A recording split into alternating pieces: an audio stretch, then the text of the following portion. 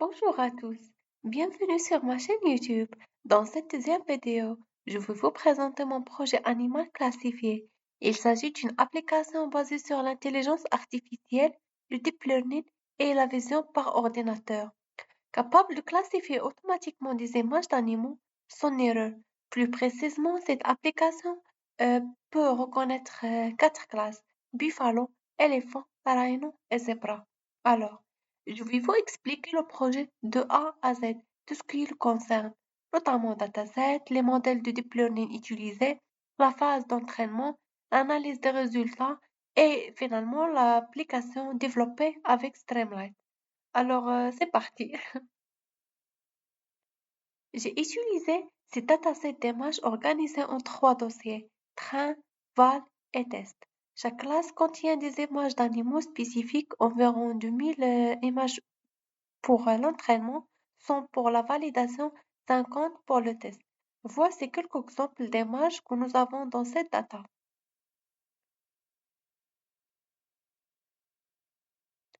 Maintenant, on passe au code que je utilisais en Jupyter. Premièrement, on commence à l'importation de toutes les librairies nécessaires pour le projet.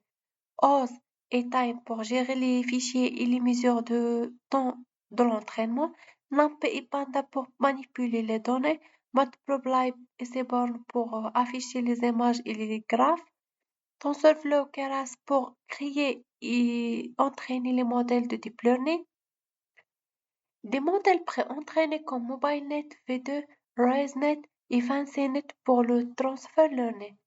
Et enfin, classification report et confusion matrix pour validation des performances. Ensuite, ici, je définis les chemins vers mes dossiers de données, train, validation et test. Je définis également la taille des images à 224 par 224 pixels, la batch size à 32, le nombre des classes bien sûr à 4, le nombre des poches pour l'entraînement à 10. Ensuite, on passe à créer trois datasets de TensorFlow. Les labels sont automatiquement déduits des noms des dossiers. On optimise la lecture des images avec ces deux instructions pour accélérer l'entraînement. On récupère également les noms des classes dans Class Names.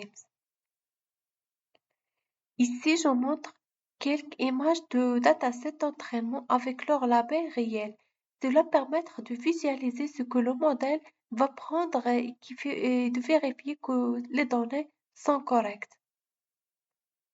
Après, ici, ce modèle est un CNN sample avec trois couches de convolution plus max polling pour extraire les caractéristiques, une couche Valley Connected avec Dropout pour éviter le surapprentissage et une couche Softmax pour prédire la probabilité de chaque classe.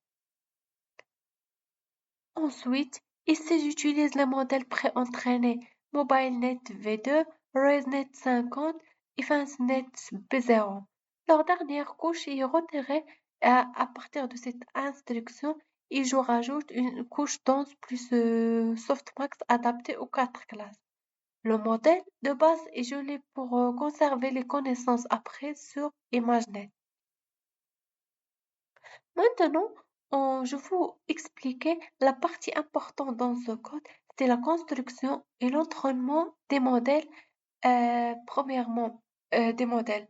Premièrement, on commence par, avant de commencer l'entraînement, je m'assure que toutes les fonctions nécessaires existent. Train modèle pour l'entraînement de modèle, plot learning curves pour afficher les courbes de perte et de précision, evaluate modèle pour tester le modèle sur le dataset testé, test. Si l'une de ces fonctions n'existe pas, le programme s'arrête avec un message d'erreur.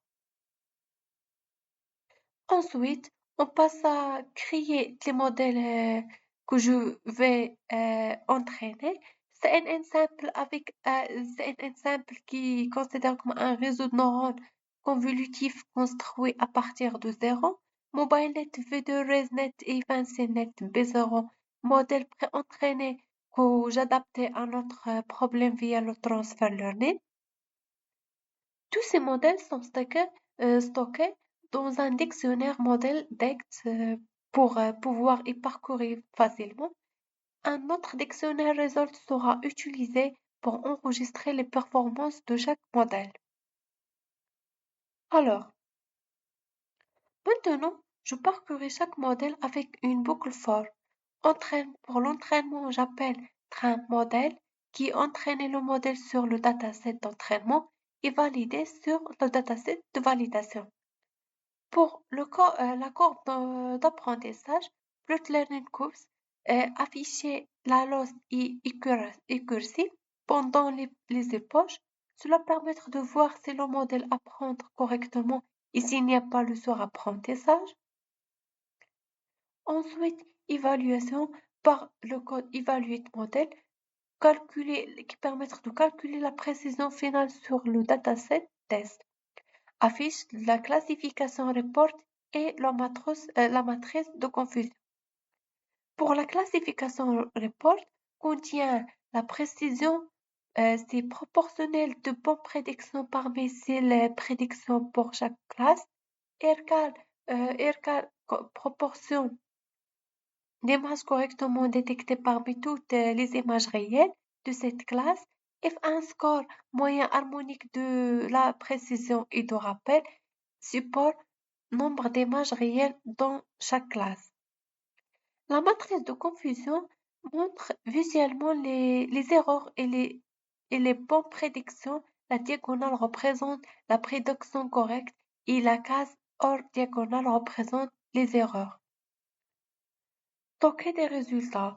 Alors, enregistrer pour chaque modèle la précision finale accuracy et le temps d'entraînement. À la fin, je peux comparer tous les modèles entraînés avec un tableau récupératif. On voit la prédiction de chaque modèle, le temps nécessaire pour l'entraînement. Cela nous permet de choisir le meilleur modèle pour l'application finale. Après l'exécution de cette cellule, cela sera affiché. Ici, on voit mon baïonnet où le modèle fine-tuné donne la meilleure précision globale et données retenues pour l'application finale. Dans cette instruction, pour améliorer encore la précision, je fais cette instruction sur MobileNet V2. Je débloque les dernières couches de modèle pré-entraînés. Je rentraîne ces couches sur notre dataset. Les anciens restent gelés pour conserver les connaissances générales.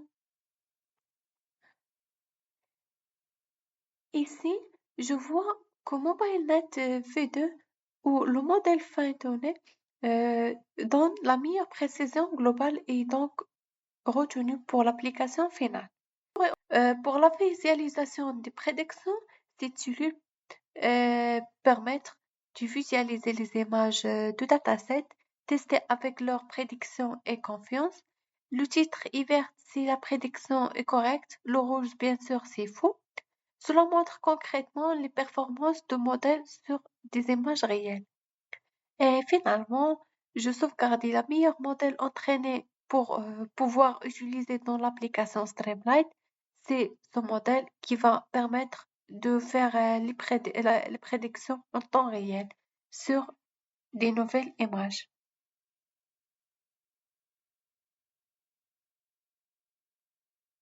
Après l'exécution et l'entraînement de modèles dans Jupyter Notebook, je passe maintenant à la phase de déploiement de mon projet. Pour cela, j'utilise Streamlight, un framework Python qui permet de créer rapidement les applications web pour l'intelligence artificielle.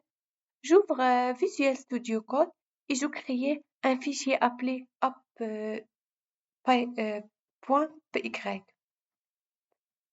Dans cette application, je commence par importer les bibliothèques nécessaires comme Streamlit, TensorFlow, NumPy et Pyle. Ensuite, j'importe le modèle final que j'ai entraîné précédemment, à savoir le meilleur modèle sauvegardé au format Keras. Je définis également les classes de sortie qui sont Buffalo, éléphant, rhino et zebra. Un point très important ici est le pré-traitement d'images. Comme mon modèle final est basé sur MobileNet V2, j'utilise exactement la même fonction de pré-traitement. Voici cette fonction afin de garantir des prédictions fiables et cohérentes avec l'entraînement. Côté de l'interface, l'application permettre à l'utilisateur de choisir une image soit depuis son ordinateur, soit via un lien Internet. Une fois l'image chargée, il est affiché dans l'interface avec un design simple et clair. Ensuite, après le chargement de l'image, l'application effectue automatiquement la prédiction à l'aide du modèle entraîné. Le résultat principal affiché est la classe prédite avec son pourcentage de confiance. En plus de cela, un graphique montre les probabilités pour chaque classe, ce qui permet de mieux comprendre la décision du modèle. Finalement, chaque image utilisée pour la prédiction est automatiquement sauvegardée dans un dossier, ce qui peut être utilisé pour l'analyse ou l'amélioration future datasets. Alors, après avoir écrit le code, j'ai exécuté l'application avec la commande Streamlit. Comme vous voyez, l'interface web s'ouvre automatiquement dans le navigateur. Il s'agit de l'interface finale de mon application animale classifiée. Sur la partie gauche, on retrouve une barre latérale qui permet de choisir la source de l'image. L'utilisateur peut soit importer l'image depuis son ordinateur, soit à partir de l'Internet. Par exemple, je commence par importer une image.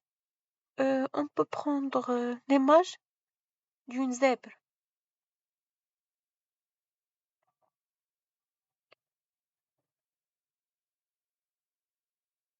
Après le traitement, la prédiction est zèbre avec un taux de confiance de 100%, ce qui confirme l'efficacité du modèle après l'image sera enregistrée. Prenons maintenant un autre exemple avec une image d'éléphant. L'application prédit la classe d'éléphant avec une probabilité de 96, ce qui montre une très bonne prédiction. Enfin, je teste avec une image de rhino, comme vous pouvez le voir.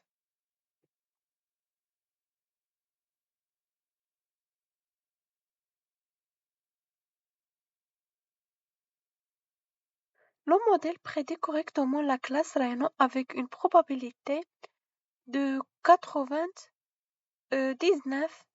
Euh, Ces résultats montrent que notre application fonctionne correctement et que le modèle est capable de généraliser sur une nouvelle image. Voilà, on arrive à la fin de cette vidéo. Merci d'avoir la regardée et à très bientôt.